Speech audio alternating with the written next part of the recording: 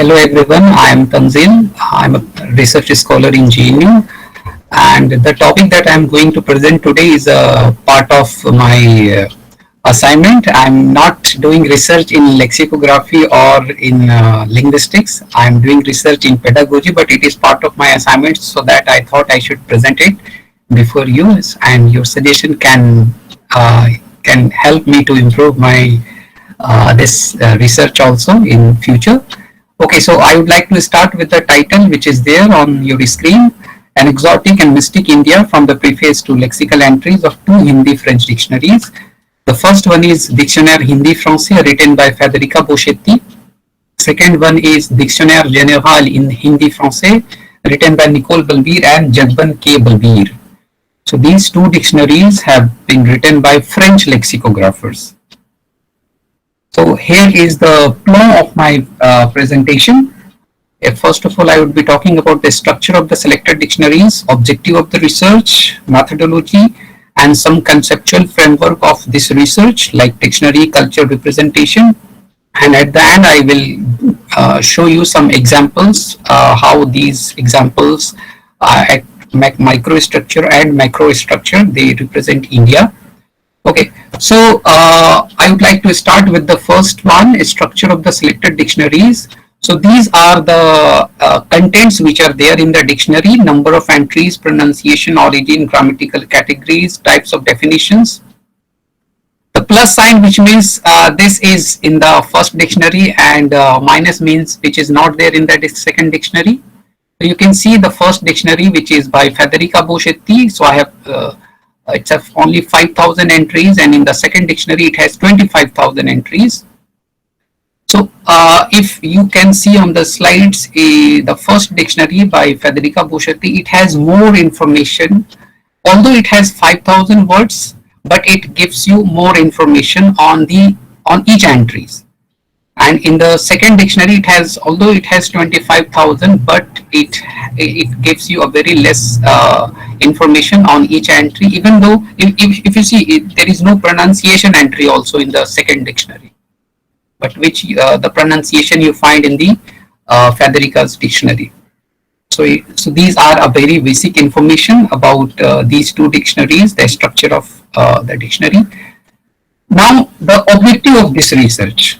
The objective of this research is to examine the representation of India in Hindi French dictionaries through lexical entries and lexicographical examples written by French lexicographers. And for this, the methodology that I have selected is that it is a critical and analytical understanding of two Hindi French dictionaries. So first of all, I have collected all the information at micro and macro level in order to understand the structure of the two dictionaries. And then I have selected the lexical entries and the definition of these entries with their examples based on the theme of my research. In addition, I have tried to define in brief the theoretical framework of this research, and for that I have referred the work of Edward Said on Orientalism and some other scholars as well. And at last, I am going to show you some examples which I have taken from these two dictionaries from the point of European lexicographers. Okay, so first of all, I would like to start with the term, very important term for this research is dictionary. So according to Jean Dubois and Claude Dubois, which they are French lexicographers, they have defined dictionary, although there are so many definitions of dictionary, but in my research, I have selected this one. So they define dictionary as a linguistics tool. As we all know that it is a linguistic tool, it is a universal definitions. And it defines it is an educational book also because it teaches us how to use that language. And it has also been defined as a social institution because it is dictionary which authorizes the meaning. It gives you, it authorizes the words, how we can use this word in day-to-day conversation. So it works as a social institution. And it is also a translation tool because it helps. We have so many dictionaries, monolingual, bilingual dictionary. Of course, it helps in translation process as well. And Jean Dubois and Claude Dubois, it also defines dictionary. They also define dictionary as a cultural product because it stores a civilization, a history, a culture of a country because it refers, dictionary is a collection of words, and words, words are, they are part of language, and language and culture both are interrelated. So of course we cannot say that language, we can teach language without culture, so it goes together simultaneously. So if you are teaching language, you are teaching culture as well. So that is why it is considered as a cultural product as well. So now, again, second term is culture. What it means basically, so according to literal, culture can signify different things for different nationalities. For example, for French, it means art, literature, music. While for the English, it adds customs, traditions, clothes, houses, deaths, tradition, etc. And according to Nehru, by culture, I mean, first of all, what the anthropologists mean, the way of life of a particular people living together in one place, and it is present in their work of arts, in their religion, in their habits and customs, and in their social systems as well.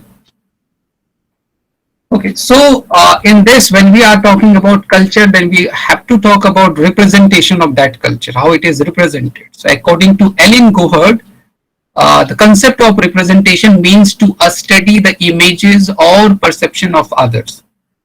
So in order to study the representation, so we have, I have referred the work of Edward Said. He says that Orientalism is a way of seeing that imagines, emphasizes, exaggerates, and distorts differences of Arab people and cultures as compared to that of European and the US. It often involves seeing Arab culture as exotic, backward, uncivilized, and at times dangerous. The West has constructed the East as extremely different and inferior, and therefore in need of Western inventions and rescue. And there is an article which I have referred, written by Priyansh Ranjan. He says that France colonized Algeria from 1830 to 1962, and French entrepreneurs, what they have done, they have produced postcards of Algerian women that were circulated in France. While Algerian women are portrayed in these photographs as if the camera were capturing the real moment in their everyday life. Women are actually set up in the photographer's studio, and these photographs were circulated as evidence of the exotic, backward, and strange customs of Algeria. So this is what they were trying to do. So this we are going to see in these dictionaries, how they have constructed India through the selection of entries or the examples. So here are the some examples which I have taken from these two dictionaries. I think it's very small. Let me make it big so that you can see. So here are some examples like Rishi, the entry. So how the Rishi, Godan, Kirtan, and Shankh have been explained in these two dictionaries. The first Boshetis dictionary, it has given so much information on the entry along with the examples. You can see Ganga के तट पर अब भी बहुत से ऋषि पाए जाते हैं, whereas the dictionary of Balbir, it gives you it defines this entry as through paraphrase. For example, Saj verset dans les écritures maîtres spirituality, it is just giving you a very balanced definition. And in the second, Godan, so मृत्यु के समय गोदान करना हिंदू धर्म में अत्यंत पुण्य समझा जाता है. And in the, whereas the Balbir's dictionary, it is just the donation of to donate cow. It is giving you a very neutral definition of Godan, whereas Boshetti's dictionary, through examples, it is showing something else. Kirtan, औरत मंदिर में मिलकर एक स्वर में कीर्तन गाती है. Whereas the Balbir's dictionary, it is defining, it is just a religious song, devotionnel collectif, which means just a religious song. And Shankh, मंदिर में पूजा के लिए शंख बजाए जाते हैं. Whereas in the Balbir's dictionary, it is just a very balanced and neutral definition of Shankh. So I'm not going to tell you what it represents. You can also observe what it means, what this Boshetti's dictionary is trying to show. And we can see some more examples here. For Ekadashi, in Boshetti's dictionary, it is आज एकादशी का व्रत है. The system, what is worth? And in the Balbir's dictionary, it is just the 11th day of the lunar calendar. And in the entry Dashahara, it is Sri Ram ने दशहरे के दिन रावण को मार दिया. And whereas Bulbius dictionary, it is defining it just a festival. Fête means in French, it's just a festival. Deepawali, Deepawali की रात को हर घर में दिए जलाए जाते हैं. Boshetti's dictionary, it gives you the lexicographical definition examples. Diwali की रात को हर घर में दिए जलाए जाते हैं. Whereas Bulbius dictionary, fête de lumière on Octobre et Novembre c'est-à-dire, which means festival of lights, festival of lights which happens in October and November. जनेऊ, पहले सभी ब्राह्मण जनेऊ पहनते थे. But here in Bulbius dictionary, cordon sacré porté par les castes supérieures, which means this sacred thread, which is that upper caste which use it in India. So there are a difference. If you see the definitions and through the lexicographical examples, there is difference in both the dictionaries. One is what trying to show, you can observe. I am not going to say that. And in the second dictionary, how they have defined the lexical entries. Mm-hmm. And there are some more examples like mundan. Mundan, that we see that it is there in Indian culture. बच्चे का मुंडन एक हिंदू संस्कार है. Whereas Bulbius dictionary, it is thus pensure, it is rituals that in India, Hindu and even in Muslims, they follow this mundan ceremony. शहनाई, शादी ब्याह पर शहनाई बजाई जाती है.